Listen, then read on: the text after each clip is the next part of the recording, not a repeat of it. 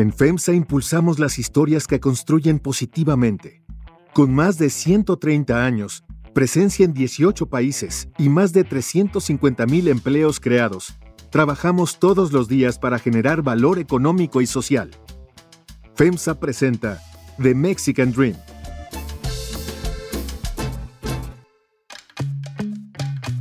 Soy Roberta Jacobson, ex embajadora de Estados Unidos en México. Reconocer la diversidad de nuestros países ha sido una valiosa oportunidad para apreciar nuestras fortalezas, nuestra herencia histórica y cultural, pero también ha hecho visibles las grandes brechas entre algunos sectores de las poblaciones de nuestros países. Soy Diego Marroquín, Norteamérica, unidos en la diversidad. Soy Alexandra Helfgott. Hay corrientes tanto de México, el movimiento de mujeres, por ejemplo, como de Estados Unidos, Black Lives Matter, que tienen ya un impacto político. ¿Qué significa? Soy Alex Voisin. ¿Cómo se han nutrido estos movimientos dentro y fuera de la política de representantes populares? Y yo soy Ruth Valladares. ¿Qué pasa con las guerras culturales cuando hay elecciones o conflictos y vienen a buscar nuestro voto por nuestra identidad? Como canta Raúl Seixas en su canción Preludio, el mundo es de quienes hacen realidad sus sueños. Sin importar dónde o cuándo los realices, hay sueños que soñamos solos. Hay otros que se sueñan en conjunto. Esos son los que se hacen realidad.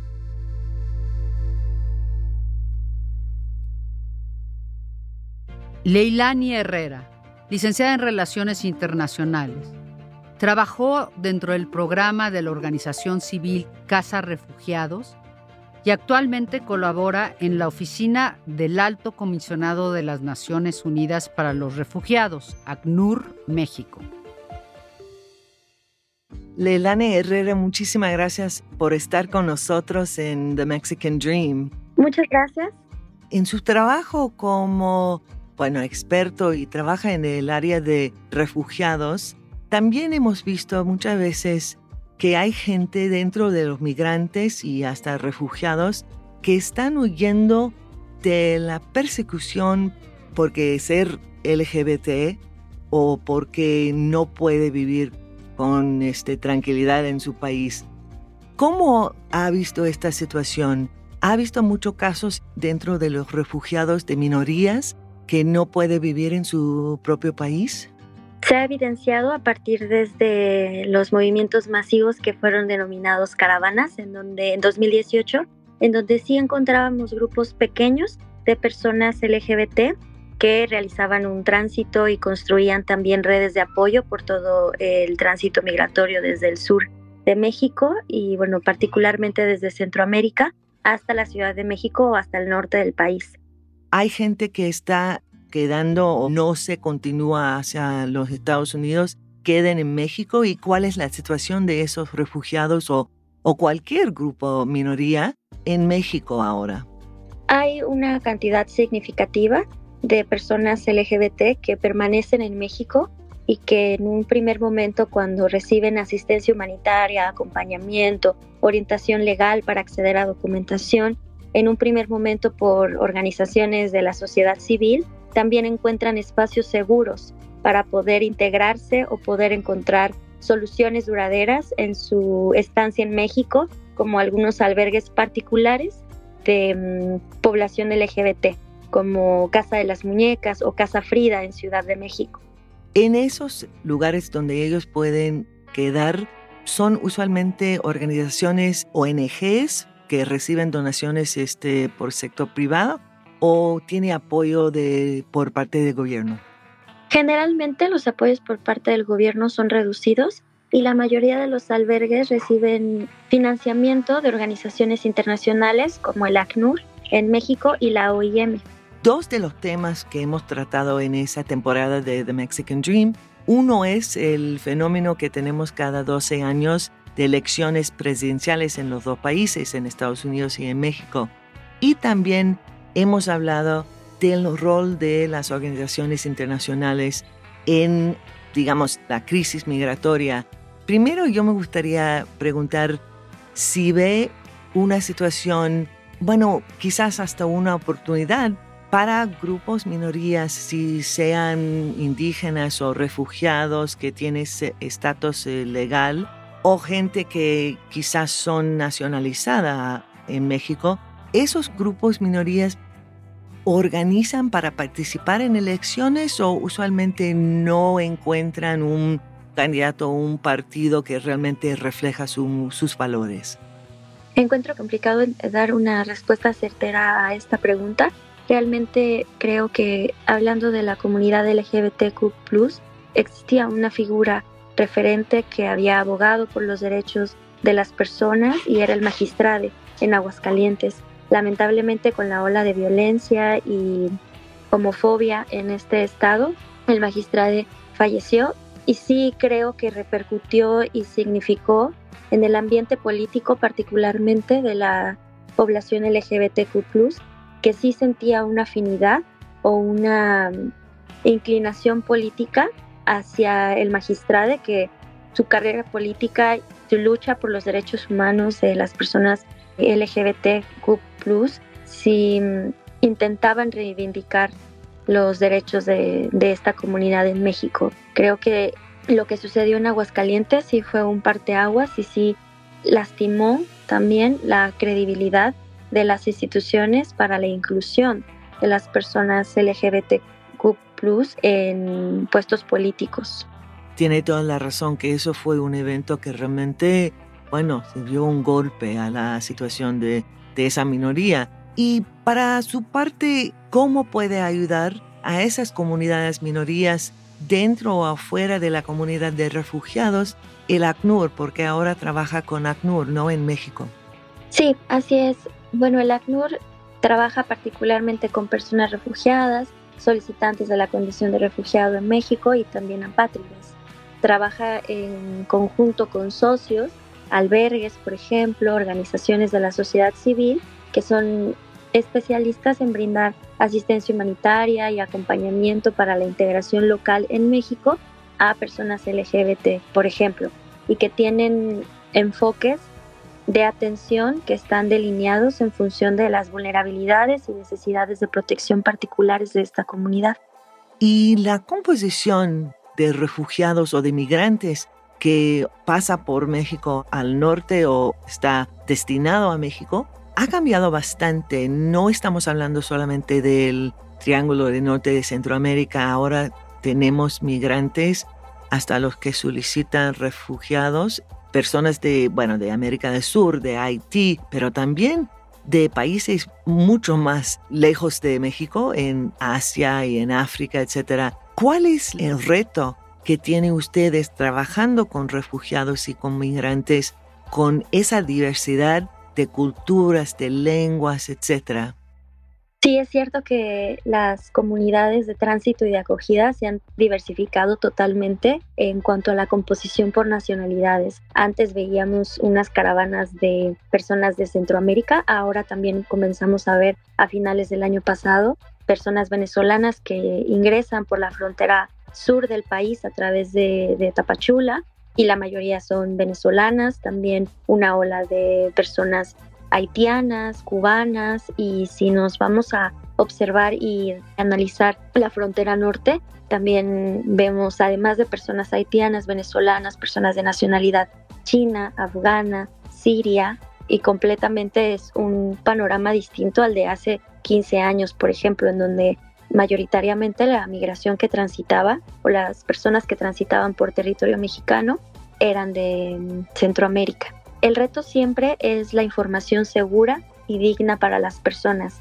Lamentablemente, las personas en el tránsito migratorio se enfrentan a distintos peligros y retos que pueden exponer su integridad como humanos. El reto siempre es que puedan acceder a información confiable, segura, proporcionada por organizaciones que trabajan para ellos y con ellos o por el mismo Estado mexicano, dependiendo de las decisiones que tomen las personas. Algunas estarán interesadas en permanecer en México y encontrarán diferentes vías de regularización migratoria, como el acceso a la condición de refugiado a través de la Comar. Otras estarán interesadas, como vemos ahora la tendencia que muchas personas están interesadas en solicitar la condición de refugiado en Estados Unidos, y deben acceder a información legítima sobre el CBP-1 y lo que implica también solicitar asilo en la frontera de Estados Unidos. El primero que destaque, el acceso a la información digna, y el segundo, el acceso a servicios y derechos en México, particularmente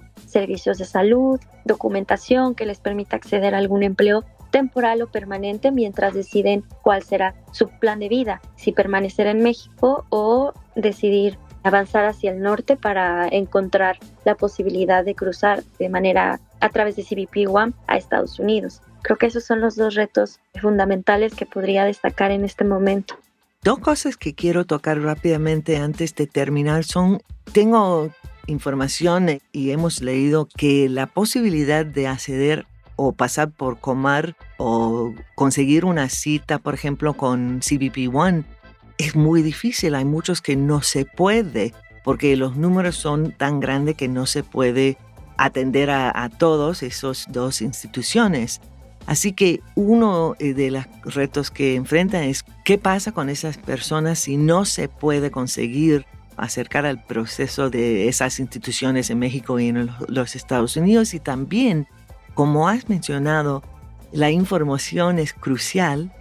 ¿Cómo enfrentan ustedes la desinformación que se publica o difunde los grupos de coyotes, polleros, como quiere llamarlos, que están involucrados en llevar personas por dinero hacia México o a los Estados Unidos? Sí, primero, la alta demanda de solicitudes y el gran flujo de personas transitando por México ha significado un reto para las instituciones mexicanas, particularmente Comar, de la mano con el Instituto Nacional de Migración. Esto se refleja en las largas filas, interminables filas desde las 5 o 4 de la mañana, por ejemplo, de las personas que están interesadas en el sur, en Tapachula. Vemos a todas las personas formadas para obtener nada más una ficha que les dé una cita después para ya iniciar el proceso. Son tiempos prolongados que eventualmente en las personas generan un desgaste emocional, físico, y optan entonces por algunas otras vías de movimiento o por otras opciones que las mismas personas se van comunicando. Este también es el reto de la información. Es complicado acceder al proceso con Comar por el tiempo que implica para solamente el acceso. Para poder acceder pueden pasar hasta 2-3 meses y en ese tiempo las personas quedan en una situación sí de vulnerabilidad porque no acceden a documentos que les permitan identificarse, están en riesgo de alguna deportación o de alguna detención arbitraria por parte de la Guardia Nacional o de las autoridades migratorias en las localidades. Y una vez que acceden al proceso, como solicitantes, para obtener el reconocimiento o realizar la entrevista de elegibilidad, que es cuando las autoridades de Comar analizan y determinan si la persona es elegible o no para obtener la condición de refugiado o protección complementaria, puede demorar hasta 1 año. Desde ACNUR, existe una herramienta muy confiable que afortunadamente las personas recurren mucho a esta herramienta y lo vimos en las caravanas en 2018 que se llama El Jaguar.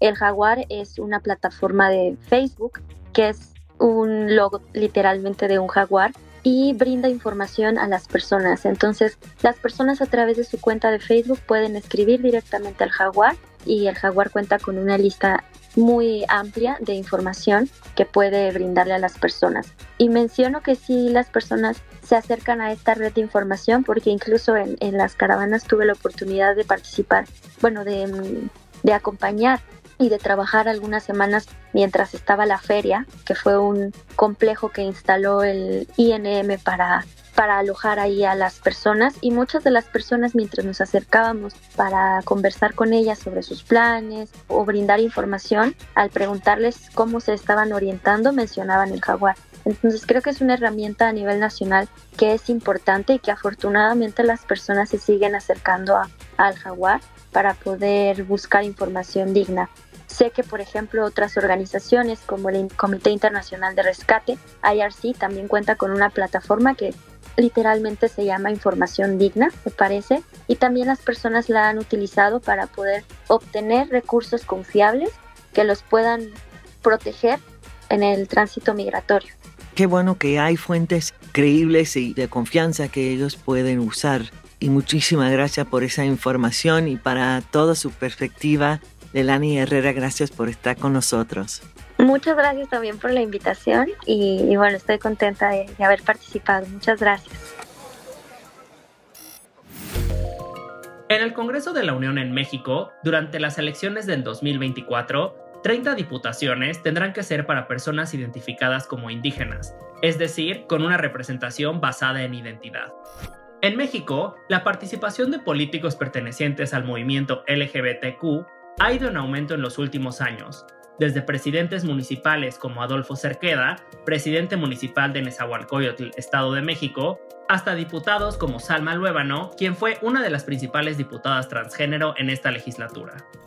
En Estados Unidos, desde la legalización del matrimonio entre personas del mismo sexo en el 2015, la agenda de identidad LGBTQ ha encontrado más espacios en la política local y nacional, desde gobernadores como Jared Polis, gobernador de Colorado por el Partido Demócrata, que es abiertamente gay, a senadoras como Tammy Baldwin, senadora junior del estado de Wisconsin por el Partido Demócrata, quien es abiertamente lesbiana. La escena política de Estados Unidos se ha vuelto más inclusiva en las últimas 2 décadas. Sin embargo, incluso con el dramático aumento del 6% en la representación LGBTQ, los funcionarios electos LGBTQ representan solo el 0.2% de todos los funcionarios que logran el voto popular en Estados Unidos. Bueno, eso es un tema muy amplio, diversa, como el tema en sí, pero los que sería interesante charlar es qué tan presente estuvieron los temas de diversidad, de minorías en la agenda actual de ustedes, de los políticos en los 2 países. Es una muy buena pregunta y creo que podemos empezar con un concepto que ha sido muy importante tanto en los movimientos sociales como en las políticas públicas, y ese concepto es interseccionalidad. Es un término que fue acuñado por la académica y abogada estadounidense Kimberly Crenshaw, y el concepto se basa en el legado de la Combahee River Collective, que era un grupo de mujeres negras, lesbianas y radicales que se vieron excluidas desde varios movimientos sociales. Estas mujeres, por ejemplo, se vieron excluidas dentro de los movimientos feministas que a veces centraban las experiencias de las mujeres blancas de clase alta y de clase media. También se vieron excluidas en los movimientos de derechos civiles afroamericanos justamente porque eran mujeres y lesbianas. Entonces sus experiencias no fueron representadas en el movimiento de derechos civiles afroamericano en Estados Unidos. Este concepto es importante porque vincula los distintos aspectos de nuestras identidades. Por ejemplo, la clase, la raza, la orientación sexual, la discapacidad, la nacionalidad. Entonces, cuando pensamos en las identidades y cómo estas identidades se manifiestan en los movimientos sociales, ahora es muy importante esta visión porque se nota que incluso, por ejemplo, en Black Lives Matter, en los movimientos feministas en México, hay muchas brechas en sí, y estas brechas se basan en estas diferencias de identidades que tocan cuestiones de clase, de raza, de género, discapacidad y todos estos aspectos de nuestras identidades. Entonces, una pregunta que a mí me gustaría plantear es, este es un concepto que viene de Estados Unidos. ¿Es relevante para México? Y si no, ¿cuáles son los conceptos o ideas que vienen de México que también pueden nutrir las discusiones en Estados Unidos? A lo que veo es cómo podemos vincular esfuerzos dentro de los movimientos sociales para crear vínculos y lazos afectivos y políticos. Sin duda, yo sí creo que los movimientos en Estados Unidos y México se han nutrido mutuamente. Es decir, por ejemplo, aquí en México, y hablando específicamente de Oaxaca, siempre ha habido como un dilema entre lo que se considera indígena, lo que no, y también un grupo que hasta hace poquitos años fue oficialmente reconocido, que es el pueblo afrodescendiente mexicano, ¿no? Que sin embargo, a pesar de llevar tantos años viviendo en territorio de nuestro país, no había sido reconocido como tal. Hace poquito en Oaxaca justamente se hizo el primer festival de reconocimiento a la cultura afrodescendiente en Oaxaca, donde hubo exposición de comida, música, baile, que incluso para nosotros, para el resto de los oaxaqueños, llega un punto en el que llega a ser desconocido porque lo vemos tan lejano que para nosotros también a veces es difícil ver que ellos también forman parte de esta población multicultural de México. Y creo que ese es un punto fuerte que tenemos en México, que nos sentimos muy orgullosos hasta cierto punto de nuestra diversidad cultural, o al menos en el sureste es un poquito más notorio que en el centro o en el noreste de México. Y creo que eso también impulsa ahora al nuevo sentimiento de sentirse latino o al nuevo orgullo de sentirse latino en Estados Unidos. Muchas veces se han criticado a algunos cantantes, ¿no? Que antes ni por error mencionaban que eran de origen latino y ahorita como lo latino está de moda, todo mundo menciona soy latino, mis papás son descendientes, etc. Y creo que más allá de polarizar, es una oportunidad de reconocer justamente este intercambio que se ha dado durante muchos años entre ambos países. Lo hablábamos en temporadas pasadas, o sea, creo que la línea a veces llega a ser un poco confusa entre lo que es meramente estadounidense y lo que es meramente mexicano, porque ya llegamos a un punto en el que más allá de ser dos países diferentes, ya también compartimos una cultura entre ambos países y eso creo que nos enriquece y nosotros en el sur de México lo vemos, ¿no?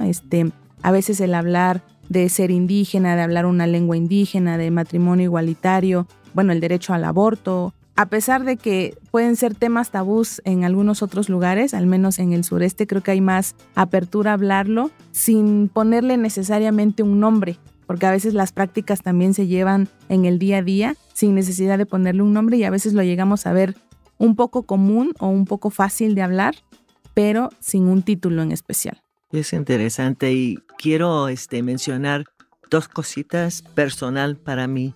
Uno, es interesante, tiene toda la razón que a veces los movimientos en cada uno de los países en esa relación afectan, y no solamente afectan, sino difunden al otro país. Por ejemplo, cuando tuvimos el movimiento llamando Me Too, de mujeres en contra del sexual harassment, y se creó un tipo de movimiento aquí en México, pero a mí me parece que eso realmente no prospera, digamos. Habían algunas mujeres importantísimo en áreas como películas o televisión que han mencionado que fue víctima de eso también, pero realmente no se difunda, no dispersa sobre toda la República en México como un movimiento fuerte como en los Estados Unidos. Pero lo que me interesa también es que yo me acuerdo cuando yo empecé de trabajar en el Departamento de Estado hace muchos años, realmente no había nada de mujeres o personas afroamericanos en posiciones muy altos de responsabilidad. Y es casi increíble que en 2016 yo fui la primera embajadora mujer de Estados Unidos a México. Y yo no pensaba en el techo de vidrio en mi vida, porque yo pensaba que todo ya fue abierto. Pero no fue así. Mis últimas 2 posiciones en el gobierno, yo estuve la primera mujer en secretario adjunto para la región y después en México. Y yo creo que tenemos que continuar hablando de esas cosas, aunque hay muchos que ya están hartos de hablar de discriminación o problemas o cuotas, ¿no? Que es muy controversial en los Estados Unidos, hasta rechaza la Corte Suprema. Pero decir que ya estamos bien, tenemos diversidad, tenemos leyes que nos protejan y no hay problemas, eso claro que es absurdo, ridículo. Y vemos eso muy claramente en cuanto a las elecciones presidenciales. Aquí en México hay 2 mujeres, una candidata indígena. ¿Y en Estados Unidos qué tenemos? Bueno, hemos tenido por lo menos una candidata a la presidencia. Sí, pero en esta elección parece que vamos a tener 2 hombres blancos. Y hombres blancos y perdóname, pero viejos también, ¿ok? No de nueva generación. Y estamos muy, muy detrás de muchos otros países en la posibilidad de tener una presidenta. Y lo otro también es que muchas veces ahorita por la coyuntura, muchas personas no se identifican con Xóchitl como tal, como persona indígena, porque dicen, bueno, ahorita porque estás aprovechando la oportunidad, ¿no? Pero ser indígena va más allá que a lo mejor ponerse una blusa o decir es que yo nací en tal lado, que es una zona de tal cultura, etcétera. Y creo que también ese es un punto a trabajar, el hecho de qué tanto estamos de verdad incluyendo a personas con orígenes diferentes, ¿no? O diversos. Porque siento, y esto es algo muy personal, que quienes conocemos a veces a los políticos con un poquito más de trayectoria, dices, ¿por qué antes no hablabas respecto a eso? ¿No? Porque a lo mejor no estaba sobre la mesa. ¿Por qué ahora ya no es motivo de esconder tu origen o tus intereses? O sea, ¿qué está pasando también en el mundo político de por qué ahora sí es válido y antes no? Entonces también existen, creo yo, todavía minorías que a pesar de que se habla de una apertura, de una cuota, de que tantos lugares están destinados para personas de origen determinado, aún así dicen, es que yo no puedo tener acceso. O la persona que me representa, entre comillas, realmente no está representando todos los intereses de mi comunidad, de mi etnia, de mi cultura. Entonces también, ¿qué está pasando ahí? ¿Dónde está quedando el desarrollo de los nuevos liderazgos? Es un punto fundamental porque la representación seguramente tiene impactos importantes porque cuando las personas marginalizadas ven a personas como ellas, no en las posiciones de poder, eso es importante, pero no es todo. Y también han habido empresas, gobiernos que usan las personas marginalizadas para avanzar sus propias plataformas. Hay muchísimas empresas que les gusta poner como personas de color o personas LGBT, pero no están ayudando a esas comunidades, nada más las están usando para vender un producto. Entonces yo creo que lo que yo veo desde los movimientos sociales, desde mi trinchera, también en la academia y en el activismo, es justamente una crítica muy fuerte a estas muestras vacías de diversidad. Según datos de Letra S, una OSC en México que trabaja con la población de diversidad sexual, entre los años 2017 y los años 2022 habían 548 asesinatos de personas LGBTQ+. Según Trans Murder Monitoring en Estados Unidos, 320 personas trans fueron asesinadas en 2022 y 94% eran mujeres trans y 80% de esas mujeres eran mujeres trans de color. Además, en Estados Unidos, ahora 19 estados limitan los procedimientos de afirmación de género y 16 de esas leyes fueron pasados el año pasado. Es un momento muy, muy fuerte, pero bueno, yo terminaría diciendo que como persona queer, aunque es un momento tan complicado y hay mucha violencia, también hay que subrayar las resistencias. Por ejemplo, aquí en México, después del asesinato de Paula Buenrostro, se abrió un albergue para mujeres trans en la Ciudad de México, que se llama Casa de las Muñecas Tiresias, dirigida por una mujer trans que se llama Kenia Cuevas. Entonces también hay que subrayar estos momentos de resistencia. Además, hace poco en México fue asesinado el magistrado Jesús Ociel Baena en Aguascalientes. Entonces tuvimos una persona no binaria en una posición de poder que fue asesinada. ¿Qué significa eso para las comunidades? Cuando vemos tanta violencia afectando a nuestra comunidad, ¿qué hacemos? ¿Cuáles formas podemos usar para representar nuestro dolor, pero también para hacer cambios? Y yo creo que es un esfuerzo que tenemos que hacer entre los dos países. Y viendo hacia adelante, yo quiero tratar de conectar este episodio con uno de los anteriores. Creo que otra de las lecciones más importantes que tenemos de la era del Telecán y que tenemos que tomar muy en cuenta ahora que estamos en la era del TEMEC es el tema de la inclusión de grupos en las cadenas de suministro y en las oportunidades que trae el libre comercio. Cuando se firmó el Telecán, muy pocos grupos, muy pocas minorías, comunidades indígenas, mujeres, lograron integrarse de manera exitosa a la cadena de suministro de Norteamérica. Creo que eso fue un muy grave error y es una de las principales razones también por las cuales el norte del país ha sido mucho más exitoso que los estados del sur. Por eso también hay una diferencia importante en términos de productividad, de salarios y de oportunidades. Solo por dar un ejemplo, Chiapas, que está en la frontera sur del país, tiene una tasa de informalidad del 75% y solo 1 de cada 25 trabajos están en empresas que exportan. Si nos vamos al otro lado de México y nos vamos a Nuevo León, que comparte frontera con Texas, solo tiene 35% de informalidad y 1 de cada 5 trabajos están en empresas que exportan. Yo creo que entre más conectados estemos como países, más oportunidades habrá y creo que hay una deuda muy grande con respecto al sur y con respecto a las minorías de México. Gracias por escuchar The Mexican Dream, tercera temporada. Sigue, escucha y comparte nuestro podcast en Spotify o en tu plataforma de audio favorita. Te esperamos en el próximo episodio. Y recuerda que los sueños que se sueñan en conjunto se hacen realidad.